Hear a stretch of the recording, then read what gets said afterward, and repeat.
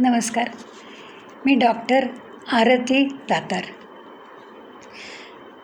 दैनंदिन जीवन आणि अध्यात्म भाग 1. अध्यात्म म्हणजे वर्तमान क्षण. फार प्राचीन काळापासून आपला देश हा संतांचा, तत्त्वज्ञांचा आणि ऋषींचा म्हणून ओळखला जातो. आध्यात्मिकता हा आपल्या जीवनाचा एक अविभाज्य घटक आहे. मी भारतीय आहे, माझं मन मराठी आहे, माझी नाळ आध्यात्मिक आहे याची आपल्या मनाला नित्य जाणीव व्हावी. अध्यात्म म्हणजे जीवनात आनंद निर्माण करण्याची कला. भगवंत म्हणजे आनंद. या भगवंताचं नित्य स्मरण हा आपला खरा आनंद. भगवंताचं विस्मरण म्हणजे आपलं दुःख. आयुष्यभर प्रत्येक जीव आनंदासाठी धडपडतो. दुःख कुणालाच नको असतं. आनंदरूपी भगवंताचं नित्य स्मरण ठेवणं म्हणजे आध्यात्मिक होणं. अध्यात्म म्हणजे निखळ आनंदाचा अनुभव देणारं शास्त्र. अध्यात्म ही एक कला आहे. जीवन डोळसपणे जगण्याची एक सुंदर अर्थपूर्ण जाणीव आहे.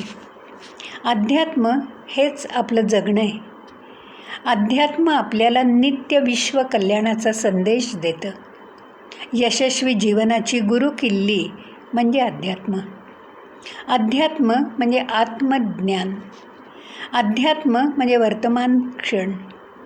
अध्यात्म म्हणजे अंतरंगात डोकावणं. अध्यात्म म्हणजे स्वरूप दर्शन. स्वतःला स्वतःची झालेली खरी ओळख. स्वतःला शोधण्यात खरं सौंदर्य आहे, आनंद आहे. आधी अधिका आत्म या 2 शब्दांचा मिळून अध्यात्म हा शब्द तयार झाला. आधी हा उपसर्ग आहे. या उपसर्गाचा अर्थ त्या विषयी, त्याचे ठिकाणी असणारा असा आहे. आत्म्याविषयीचं शास्त्र म्हणजे अध्यात्मशास्त्र. उपनिषदात आत्मा म्हणजे आपलं किंवा वस्तूचं मूळ रूप. या मूळ रूपाचं ज्ञान होणं म्हणजे आत्मज्ञान. मानवी जीवनाचं सर्वश्रेष्ठ मूल्य आत्मज्ञान हे आहे. समर्थ रामदास स्वामी दासबोध या आपल्या जीवन ग्रंथात आपल्याला असं सांगतात. ऐक ज्ञानाचे लक्षण, ज्ञान म्हणजे आत्मज्ञान. पहावे आपणासे आपण, त्या नाव ज्ञान. आत्मज्ञान म्हणजे आत्मतत्वाला ओळखणं. आत्मतत्व म्हणजे भगवंत. भगवंत म्हणजे आपल्या प्रत्येकाच्या अंतरंगी असलेली एक अनाम शक्ती. भगवंत म्हणजे साक्षात आनंदाची मूर्ती. हा भगवंत प्रेमस्वरूप आहे. सृष्टी निर्माण करण्याच्या त्याच्या हेतूचं मूळ या प्रेमात आहे. प्रेम हा जीवनाचा अर्थ आहे. प्रेमाविना जगणं व्यर्थ आहे. आपल्याला पुस्तकी पांडित्यापेक्षा प्रेमाचा हा गाभा, त्याचं सत्य स्वरूप समजलं की जीवन आनंदमय आणि प्रेममय होऊन जातं. प्रत्येक जीव जन्माला घालताना आनंदरूपी भगवंतानी आपल्या लाडक्या लेकराच्या अंतरंगी गूढ सौंदर्याचा खजिना ठेवला आहे. त्यासाठी अंतर्मुख होऊन अंतरंगात उतरता यायला पाहिजे. अंतरंगी उतरलं की शाश्वत मूल्यांचा खजिना हाती येतो. भगवंतानी आपल्याला न मागता दिलेल्या गुणांची, सौंदर्याची, चांगुलपणाची आपल्याला साक्ष पटते. ही साक्ष पटली की आनंदाचा डोह सापडतो. आनंदले मन, प्रेमे पाझरे लोचन या उत्कट भावावस्थेचा प्रत्यय येतो. भगवंतांनी दिलेला हा चांगुलपणाचा, देवत्वाचा खजिना फक्त आपल्यासाठी नाही. कृती करून तो खजिना जेवढा उपसाल तेवढा तो वाढत जाईल हा विचारही भगवंतांनी आपल्याला दिला आहे. त्यासाठी बुद्धी दिली. अंतर्मुखी सदा सुखी हा विचार सांगणारं शास्त्र म्हणजेच अध्यात्मशास्त्र. जन्माला आलेला प्रत्येक जीव भगवंताचा पुत्र आहे, अमृताचा अधिकारी आहे. प्रत्येक माणूस सिंह स्वरूप आहे. पण खोट्या सुखसमृद्धीचा शोध घेण्याच्या नादात तो स्वतःच्या सगळ्या शक्ती विसरून गेला आहे. स्वतःकडे जणू काही त्याने पाठ फिरवली आहे. स्वतःची खरी ओळख, सत्य स्वरूप तो विसरून गेला आहे. आत्मविस्मृतीच्या वेटोळ्यात माणूस अडकून पडला आहे. मीच आहे माझ्या जीवनाचा शिल्पकार या मंत्राचा त्याला विसर पडला आहे. आपल्यातल्या देवत्वाकडे पाठ फिरवलेले आपण माणुसकीपासूनही फार दूर गेलो. चूक आपलीच असल्यामुळे आपण आत्मपरीक्षण करण्याची गरज आहे. रामायण, महाभारत या दोन्ही महाकाव्यातून आपल्याला सुखी जीवनाचा मूलमंत्र मिळतो. या मंत्रात स्वतःला शोधण्याची वृत्ती आहे. स्वतःला शोधणं म्हणजे नेमकं काय हे समजण्यासाठी या कथेचा उपयोग होईल बघा. एका चांदण्या रात्री एकदा गौतम बुद्ध स्वतःशी संवाद साधत वनातून हिंडत होते. तेवढ्यात त्यांना त्या वनात 3-4 तरुण दिसले. या तरुणांबरोबर एक सुंदर तरुणी होती. ती तरुणी अति बावरलेली दिसत होती. मनाविरुद्ध ती त्यांच्याबरोबर चालली होती. तिच्या सौंदर्याच्या मोहात अडकलेल्या त्या 4ही तरुणांना स्वतःची शुद्ध नव्हती. शुद्ध हरपलेल्या या तरुणांच्या तावडीतून ती तरुणी स्वतःची सुटका करून घेण्यात यशस्वी झाली आणि ती पळून गेली. यथावकाश ते तरुण शुद्धीवर आले. त्यांना ती सुंदर तरुणी कुठे दिसेना. तिच्या शोधार्थ ते निघण्यात तेवढ्यात त्यांना गौतम बुद्धांचं दर्शन झालं. तरुणांनी गौतम बुद्धांकडे या तरुणीची चौकशी केली. बुद्ध देवांनी त्या तरुणीविषयी काहीही माहिती त्यांना सांगितली नाही. पण बुद्ध देवांनी अत्यंत शांतपणे, प्रेमाने आणि आश्वासक सुरात त्यांच्याशी संवाद साधला. बुद्धदेव त्यांना असं म्हणाले, बाळांनो, ती तरुणी अतिसुंदर होती, पण तिच्या सौंदर्यापेक्षा तुमच्या अंतरंगातील सौंदर्याचा खजिना अतीव सुंदर आहे. त्या तरुणीचा शोध घेण्यापेक्षा तुम्ही स्वतः डोकावा, स्वतःचा शोध घ्या. अंतरंगी शाश्वत सौंदर्याची खाण आहे. तिच्या शोधामुळे, ओळखीमुळे तुम्ही शाश्वत आनंदाचे धनी व्हाल. बाह्य वस्तूतलं सौंदर्य आज आहे पण उद्या नाही. त्यामुळे वस्तू मिळाल्याच्या सुखापेक्षा ती हातातून निसटल्याचं दुःखच जास्त असतं.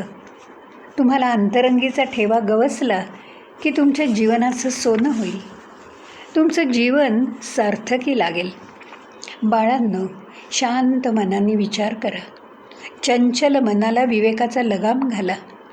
शक्य असेल तर माझं ऐका, त्यात तुमचं कल्याण आहे. बुद्ध देवांच्या त्या आश्वासक सुरांनी ते तरुण अंतर्मुख झाले.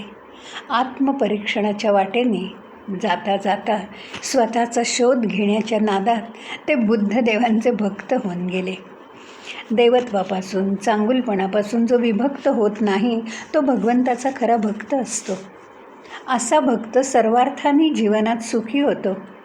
स्वानुभवानं ही शाश्वत सुखाची वाट तो अनेकांना दाखवतो.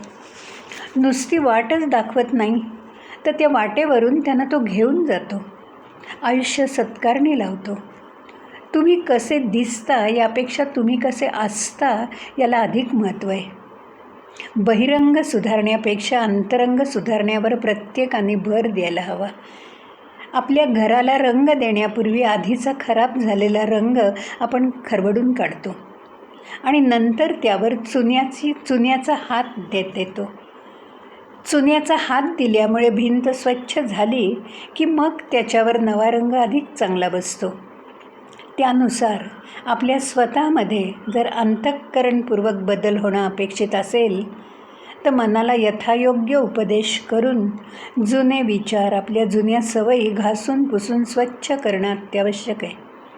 मनाची पाटी कोरी करकरीत झाली की नंतर संत सज्जनांच्या सद्विचारांचा चुना त्यावर फिरवावा.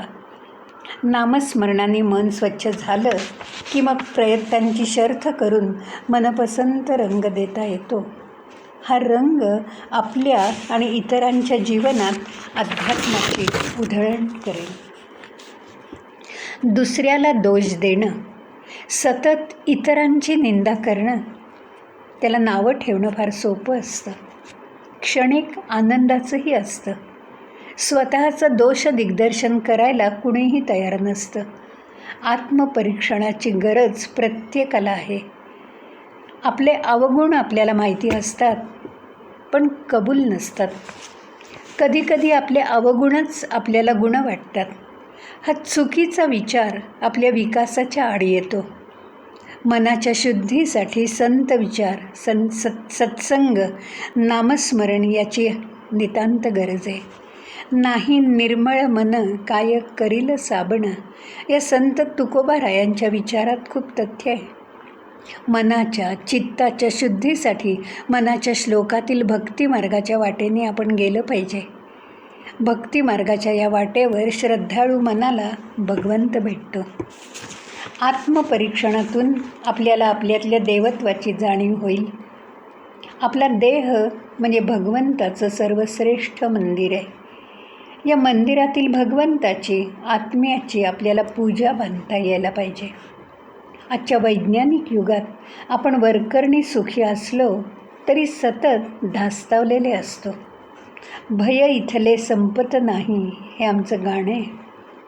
विज्ञानाने दूरचं जग जवळ आलं, असंख्य गोष्टींची माहिती झाली, पण आपण आत्मज्ञानापासून दूर गेलो.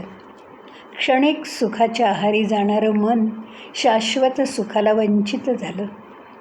विज्ञानामुळे माणूस अंतराळात गेला, पण अंतरंगात डोकवायला विसरून गेला. आज विज्ञान युगात भौतिकच सुखा समाधानाची रेलचेल आहे. सुखसाधनांच्या मागे धावणारं मन पैसा, प्रतिष्ठा, प्रसिद्धी, वासनापूर्ती, सुखासीनता यांच्या अधीन गेला आहे. सृष्टीवर विजय संपादन करणारा माणूस मनावर मात्र ताबा नसल्यामुळे सतत धास्तावलेला आहे.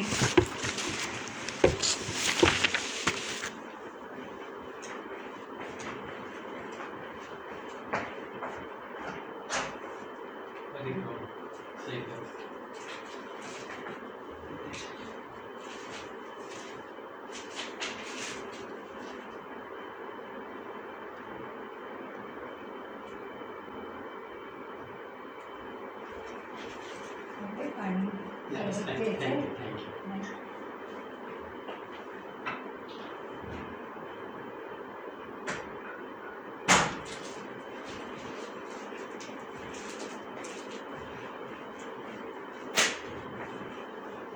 काय